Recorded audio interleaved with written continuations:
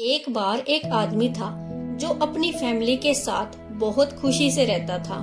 उसकी फैमिली में उसकी पत्नी और एक बेटी थी। तो उस आदमी की बेटी का जन्मदिन आता है और वो अपनी बेटी के जन्मदिन पर अपने परिवार के लिए एक नई कार खरीदता है। ये देखकर सभी लोग खुश होते हैं और सबसे ज्यादा उस आदमी की बेटी ये देखकर खुश होती है कि उसके जन्मदिन पर पापा ने नई कार खरीदी है।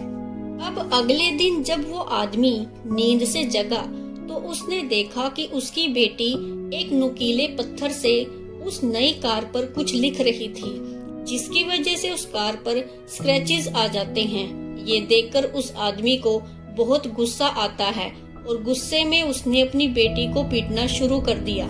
उस आदमी का गुस्सा इतना बढ़ गया कि उसने गुस्से में घर में रखी एक बैट से अपनी बेटी को मारना शुरू कर दिया और तभी उसकी बेटी बेहोश होकर गिर जाती है।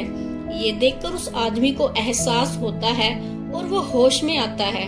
फिर वो अपने हाथ से उस बैट को फेंक देता है और उसी कार में अपनी बेटी को लेकर हॉस्पिटल पहुंचता है।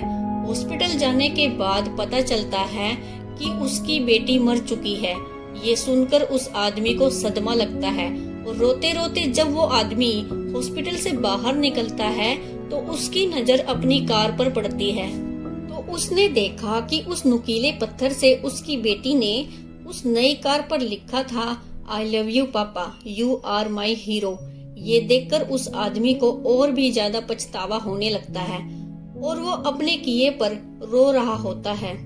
तो दोस्तों, चीजें जिंदगी में आती जाती रहती हैं, लेकिन जो इंसान एक बार इस दुनिया से चला गया वो कभी वापस नहीं आता।